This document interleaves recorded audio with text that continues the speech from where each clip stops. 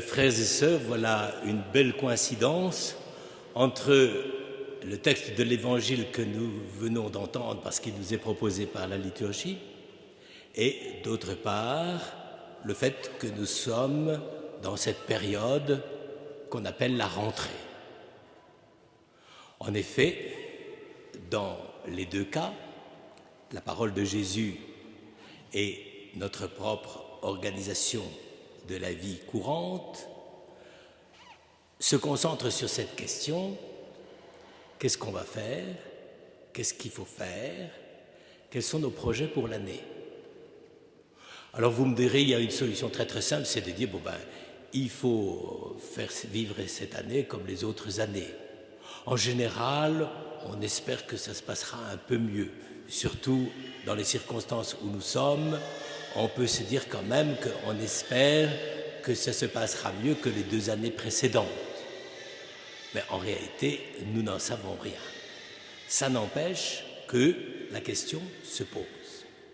Or, l'évangile que nous venons d'entendre nous sert sur un plateau 2 paraboles qui sont absolument incroyables, à la fois de concision et en même temps de pouvoir percutant.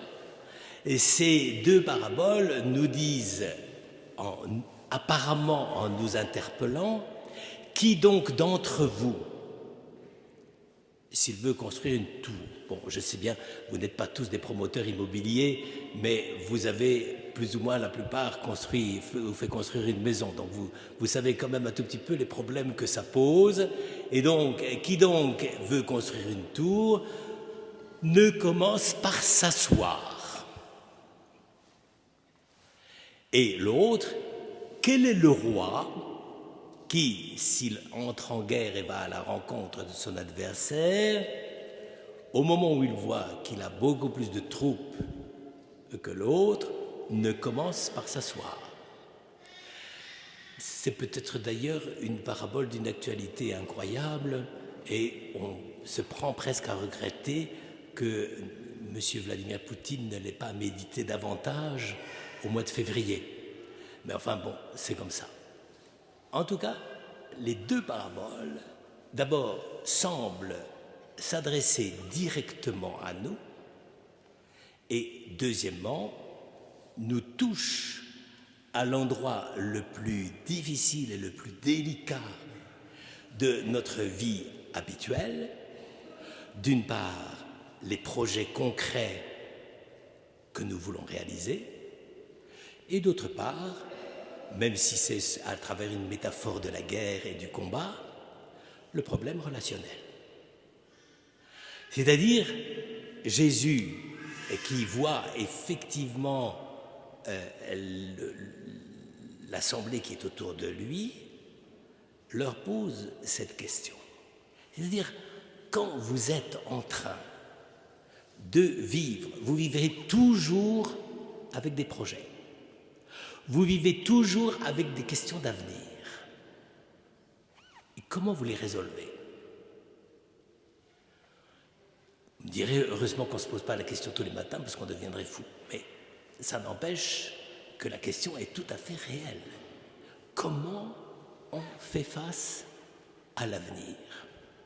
Et évidemment, la réponse que nous disons tout simplement, on s'assure par ce mot magique qui s'appelle les assurances ou la sécurité. Quelle est la réponse moderne à la question de l'avenir? J'assure. On voit tout de même que ce n'est pas toujours la bonne réponse. Et c'est comme ça qu'on assure nos alliés, nos amis de notre collaboration, de notre coopération, de nos alliances, alors qu'on n'a même pas le matériel qu'on voudrait leur livrer pour les aider. On assure qu'on veut tous le bonheur de l'humanité, etc., alors que qui peut procurer le bonheur?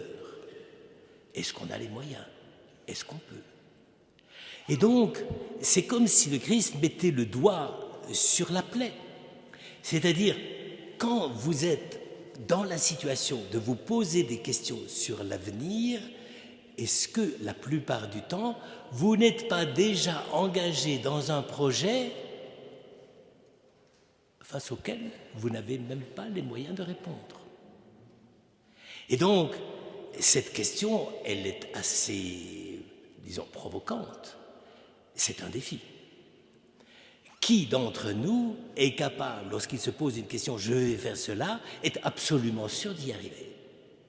Donc, Jésus fait intervenir ici une dimension de la vie à laquelle maintenant nous sommes presque habitués, ou pour ainsi dire un peu blasés, c'est-à-dire, bon, Inch'Allah, si ça marche. C'est-à-dire que nous n'avons pas la prise suffisante sur l'avenir, et précisément, c'est pour ça que ce thème est si actuel dans la parabole de Jésus, c'est que précisément, c'est dans un moment où notre monde a tellement le désir de la maîtrise du temps, de la maîtrise de l'avenir, de savoir exactement ce que la France sera dans 2 ans, dans 10 ans, dans 5 ans. Eh bien, précisément, c'est là où précisément nous n'avons pas de réponse. Les 3 années qui viennent de s'écouler nous ont mis, si je puis dire, le nez sur l'échec. Tout ce que nous pouvions imaginer, tout ce que nous pouvions prévoir, tout, sauf une épidémie, une pandémie qui frappe tous les coins du globe. Qu'est-ce que nous voulons, nous qui avons des tas d'organisations pour la paix, etc., qu'est-ce que nous voulons? Tout, sauf qu'il y ait l'invasion de l'Ukraine et maintenant les menaces de M. Erdogan sur la Grèce. Qu'est-ce que nous voulons dans nos vies les plus quotidiennes? Au moins que le pouvoir d'achat soit maintenu, et nous voyons les dégâts de l'inflation. Donc, tout va à l'inverse de ce que nous pouvons ou pouvions imaginer. Ces paroles de Jésus sont d'une actualité, je dirais, décourageante. On est vraiment là devant la difficulté fondamentale qui est la condition humaine. Autrement dit, Jésus ici ne se contente pas de faire des petites remarques en disant « bon, écoutez, calmez-vous les gars, ça ira mieux demain ». Non, il dit franchement, quand on est homme, on est face à un avenir sur lequel nous n'avons pas vraiment de prise. Et c'est pour ça que Jésus dit, et la réponse qu'il donne, c'est de dire, est-ce que vous avez pris le temps de réfléchir à cette question? Je dirais que ça, c'est le premier enseignement des 2 petites paraboles qui nous sont servies aujourd'hui. Effectivement, le monsieur qui a prévu de construire la tour s'est lancé dans une aventure et Jésus dit, bon, il s'agit d'un milieu agricole, il ne bâtit pas la tour CMA-CGM, hein, c'est pas le problème. C'est une toute petite tour pour abriter les outils, l'outillage pour cultiver la vigne, hein, n'est-ce pas? Mais ça n'empêche, c'est tout petit comme projet. Eh bien, ça n'empêche que Jésus dit, le monsieur qui veut construire sa tour, il s'expose de la même façon que celui qui aurait les plus grands projets qu'on peut imaginer. Chaque moment de notre existence est une sorte de risque que nous ne prenons pas, mais qui s'impose à nous et vis-à-vis duquel nous n'avons pas les moyens de défense nécessaires. Et c'est quand même comme ça, ça veut dire que au lieu de faire de nos projets de vie un objet de gestion, là aussi, le management. Qu'est-ce que c'est le management? C'est l'art de maîtriser sa vie, mais il faut voir comme. Avec quels dégâts? Eh bien, tout dans notre propre existence est une sorte de reconnaissance d'une déprise face à ce que nous croyons toujours pouvoir maîtriser. Alors, on pourrait se dire, bon ben, puisqu'il est le Fils de Dieu, il faut qu'il nous donne les tuyaux, il faut qu'il nous donne les solutions, n'est-ce pas? Parce que c'est bien gentil de nous faire peur comme ça, mais en réalité, qu'est-ce qu'il faut faire? Comment il faut faire face? Eh bien, il nous propose une chose tout à fait déconcertante. Il nous propose de faire ce que vous faites actuellement et pas moi, c'est-à-dire vous êtes assis et moi debout. C'est-à-dire, on commence par s'asseoir. Dans l'Antiquité, la position assise n'est pas nécessairement la position la plus valorisée. Généralement, c'est ceux qui sont assis et qui ne font rien. Être assis, c'est ne rien faire. C'est pour ça que ça marche si mal dans le monde moderne. Il ne faut pas être assis dans le monde moderne, sauf exception quand on est dans l'autobus. Mais, si on trouve une place.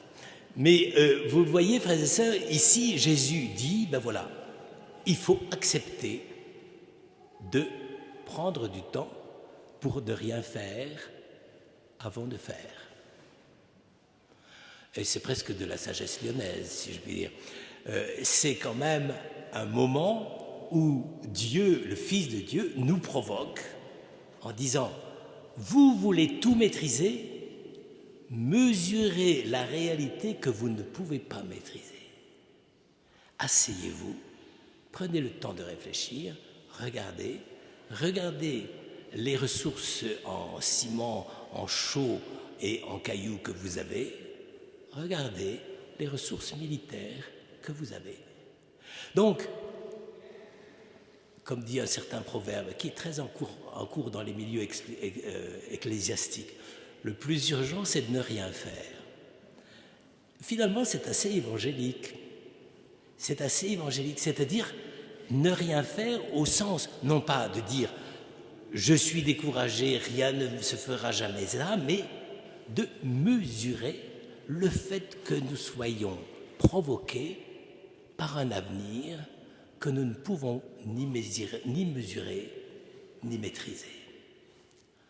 Alors vous me direz, ben c'était bien la peine de venir sur Terre pour nous apprendre une chose pareille. Prenez-le comme vous voulez, mais ça n'empêche que c'est ça le conseil de ces deux paraboles. C'est le fait de dire, si une société, si des individus, si des familles, si des gens associés pour un travail, pour une activité, etc., ne prennent pas le temps de s'asseoir pour faire face à ce qui est proposé, c'est-à-dire un avenir qu'on ne maîtrise pas, à ce moment-là, on risque de partir sur des bases fausses. Alors, c'est très décourageant, c'est très démoralisant, et pourtant, il y a peut-être quelque chose qui peut nous aider à redresser la tête et à nous dire que tout n'est pas perdu. En effet, quand on lit ce texte, si on le lit bien, la plupart du temps on se dit c'est un conseil que Jésus adresse aux foules. Il est en train de se balader sur les chemins de Galilée. Et il leur dit, mais qui d'entre vous, s'il doit construire une tour, peut-être qu'il y a quelqu'un, il voit un chantier le long de la route. Et d'autre part, l'idée du roi. Quel roi s'il doit partir au combat? Alors on se dit tout de suite, ça c'est des conseils qu'il nous donne à nous. Mais, et c'est là qu'un certain nombre de lecteurs très attentifs de l'Évangile posent la question, et je crois qu'elle vaut la peine d'être posée, ils disent, mais si ces deux paraboles, avant que Jésus ne les applique à nous, n'étaient pas en train de se les appliquer à lui-même. Mystère. En effet, il monte vers Jérusalem. Il est accompagné par les disciples. Ils ont commencé à voir les difficultés parce que Jésus a annoncé sa passion. Ils commencent à voir aussi les difficultés parce que Jésus dit, bon écoutez, dans la vie, il faut renoncer à plein de choses. Et c'est comme si Jésus, comme une sorte de retour sur lui-même, disait, maintenant je vais vous dire le fond de ma pensée. Moi aussi je dois bâtir une tour. Moi aussi je dois remporter une victoire. Eh bien, qu'est-ce que vous en pensez?